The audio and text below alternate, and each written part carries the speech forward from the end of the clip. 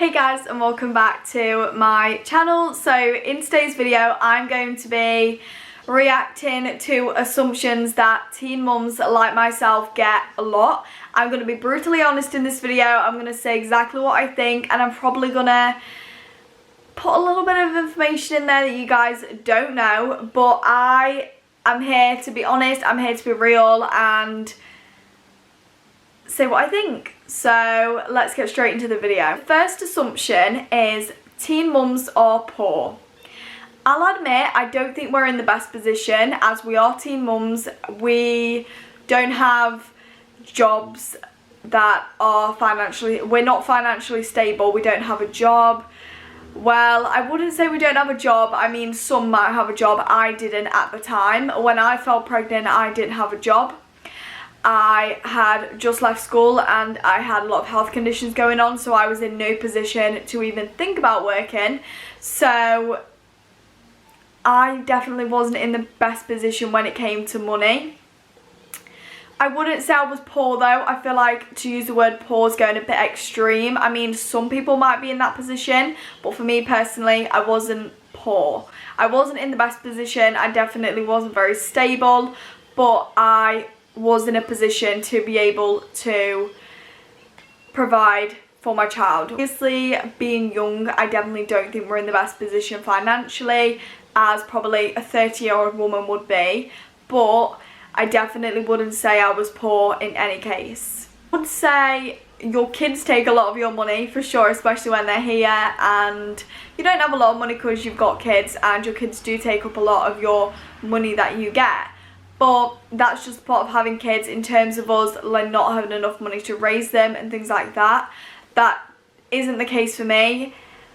We survive, we live, you know, we just get on with what we have, and he's always got decent clothes on. He's always got food on the table, he's got a roof over his head, and that's the most important thing. The next assumption is people look after your kids. Oh my goodness, I can't even tell you how much I get this assumption. I've had people come up to my mum when I'm with her and be like, oh, so do you get up and do the night feeds? Like, why would my mum get up in the middle of the night and feed my child? Can somebody please tell me? I would never in a million years say to my mum, yeah, you can do the night feeds for me, it's alright, I'll just go to sleep. I would never, ever let my mum do the night feeds for me. She has took Cole for a night to let me sleep for a full night because I was very, very sleep deprived for the whole day. I could hardly keep my eyes open at all, and she could see I was struggling. I didn't ask her to have him overnight. I just said to her, will you bring him up after he's had his next feed, because I was like so tired and he was due for a feed in probably like 30 minutes and I just couldn't stay awake for the life of me. So I asked my mum to feed him, and she said that she'd bring him up after she fed him. So I went to sleep and I woke up at 7 AM. I thought, Cole slept the whole night, it's very quiet in here, and he wasn't in there. My mum had him for the night. But I never ask anybody to have my child overnight. I never ask anyone to babysit.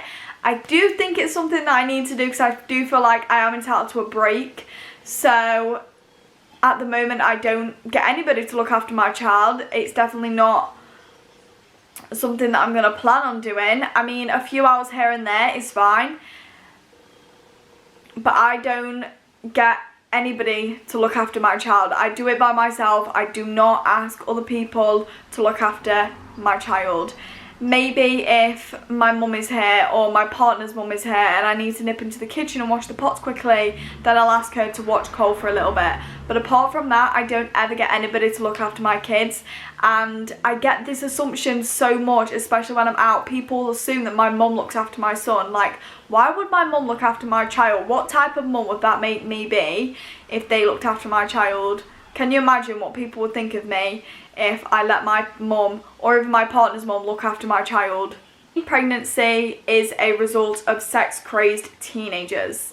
For me, this is not true, and I definitely don't think this is true for anybody. Maybe it might be for some, but not for me. I definitely was not sex-crazed at all. It's literally something that just happened. In the moment, it just happened. I've never been somebody that is really into sex. It's just not something that, you know, is my main priority when I wake up in the morning. I don't think, yeah, let's have sex this morning. No, that is not me. I don't think like that. And I'm definitely not a sex crazed teenager, so I'm just gonna get it out there. No sex crazed teenager over here. Teen mums don't usually finish their education. For me personally, I finished secondary school. I left school 2 months before I fell pregnant. So I had left school, I'd done my GCSEs, and I actually passed Maths and English. Failed the rest, to say the least. I definitely wasn't interested when it came to school. Hated it, would never want to go back. Kind of missed like the funny moments in school with people making me laugh and stuff, but apart from that, absolutely hated the place and definitely would never in a million years go back if I even got the chance to. It's awful and I hated it, let's just say that. In terms of finishing my education, I never planned to go to college. It wasn't in my list, of 100% not on my list to go and do, wasn't in my ideas. But when I had my child, I actually sat there and thought, you know what, I want to do something. So I decided that I wanted to go to college and I wanted to study childcare, and that was 1 day a week for 3 hours at an adult education centre, and I loved it. It was really good, but I only lasted about 2 to 3 months purely because there was reasons why I couldn't continue the course, and also it was a lot of pressure having a young baby, and I literally had just moved house to the course, so that was really stressful with having to move and having to, you know bus times and know where you're going, know what you're doing. It was a very stressful time. So for me personally, I definitely don't think that I didn't finish my education, but in a way I feel like you could say I didn't, because obviously I'm trying to pursue the career of a primary school teacher. I'm still in dips about should I do it or should I not do it, because I think to myself 1 minute like, oh, I want to do it, I think we should do this, it'll be a really good opportunity, it's always what I've wanted to do. But then I sit there and think, is it something I want to do? And then I sit there and think, can I dedicate myself to it? Can I dedicate all the time it has, all the homework that it has with a child as well, and coping with my own struggles and my own illnesses and things like that? I have to sit there and think about that as well. Obviously, I think it is a very big stereotype, because I think people think when they say teen that you're in school, that you're probably like 14 and you've had to quit school and things like that. But that's not always the case. You got to think there's 18-year-olds that have just finished school and college that have just got pregnant, 19-year-olds that get pregnant. Not necessarily everybody doesn't finish their education. Is we sleep around. Definitely not. That has definitely never been something that I've ever wanted to do, ever thought about doing, or anything I'm interested in doing. I have a partner, I'm very happy with him, and I've been with him 4.5 years now, and I do not plan on sleeping around. I don't want to sleep around. I'm happy with who I have. I've only ever slept with one person and I'm quite happy with that. I definitely don't want to sleep with anybody else or anything like that. I'm definitely not somebody to sleep around, so I do feel like this is probably a big assumption that we get because we're teens. They probably think, you know, we're not mature and things like that. But in my case, no, I don't sleep around. Never have. Never will. Next assumption is we are stupid as we don't know how to use protection. I know how to use protection. I know birth control that I could get on. I know how to prevent myself against getting pregnant. Have I done it? Have I used it? No, I had a kid, obviously. I have in the past used pills and contraception. I've never ever used it to prevent me against sex and getting pregnant. So yeah, kind of speaks for itself. Use contraception when having sex. I mean, we have a few times, but apart from that, not really, and definitely not if I had a kid. You've also got to think, it's okay saying that, oh, they've not used protection, they've got pregnant. What about if they was using protection and they just got pregnant? Because that can happen. You can get pregnant and be on protection and using contraception and all that kind of stuff. No, protection is 100%. So you have to take that into consideration. Yes, it might help and it might reduce the chances of getting pregnant, but it isn't going to completely stop you getting pregnant. Okay, the last assumption is we have a baby for views / attention. My initial thought was not, oh my god, I'm going to start a YouTube channel because I've got pregnant. I started my YouTube channel purely because I wanted to unbox subscription boxes, which probably sounds really boring and cringy to some people, but I always love the thought of getting a subscription box. I love knowing that I'm going to get a box, I have no idea what's in it, and it's interesting to open and it's fun. So I was 14 when I first came about the fact that I wanted to start a YouTube channel. I watched people like Alicia Marie, Law DIY, and back then it was all the videos like really cool treats to make during the fall and fun things to do in the summer and things to buy your best friend at Christmas. So those types of videos are the reason I wanted to start YouTube. And in, I think it was 2016, at the end of 2016, I made my channel. I didn't upload anything, I just made the channel. And in February, I think, or February or March, one of those, I uploaded my first YouTube video, and it was actually a Believer video, so you guys can go back and watch that if you want to. Probably really bad lighting, you probably can't see me, and it's probably really cringy like most of my videos, but you know.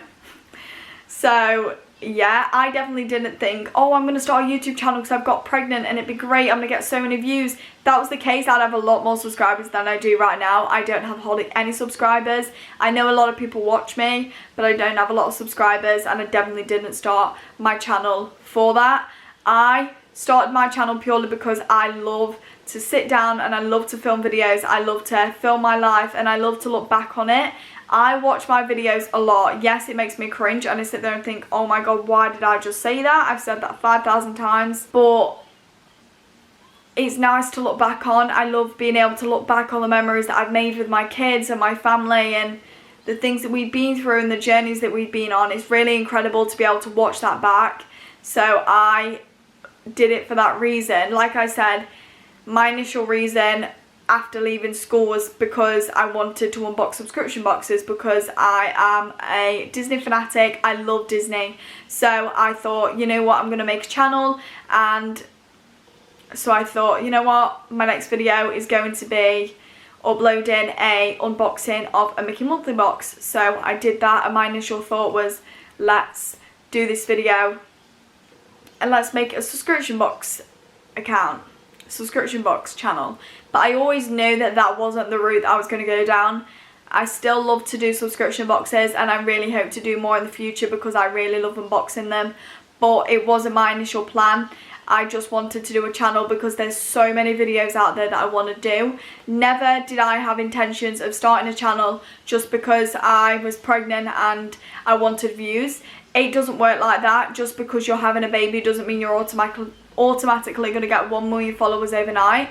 You definitely have to be lucky. I know there's a lot of people that do these videos and they get like 1 million views because it's just gone viral. Yeah, that's very doubtful that it's going to happen to me, but I just love doing it and I love being able to share my life with you guys, and it's fun being able to sit down and do so many different videos and share my life and my experiences and hopefully help other people, because that is my goal.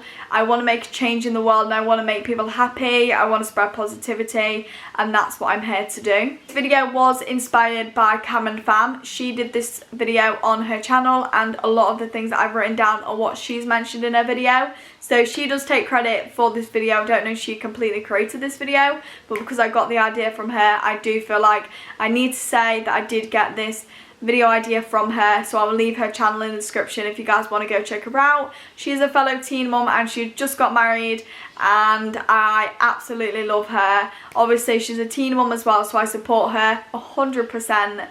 So make sure you go and subscribe and check out her video about stereotypes as well. If you guys did enjoy this video, please smash a big thumbs up and subscribe to my channel. I would be extremely grateful, and if you haven't already, please click the notification bell because that'll notify you every single time I upload a video, and I will see you in the next video.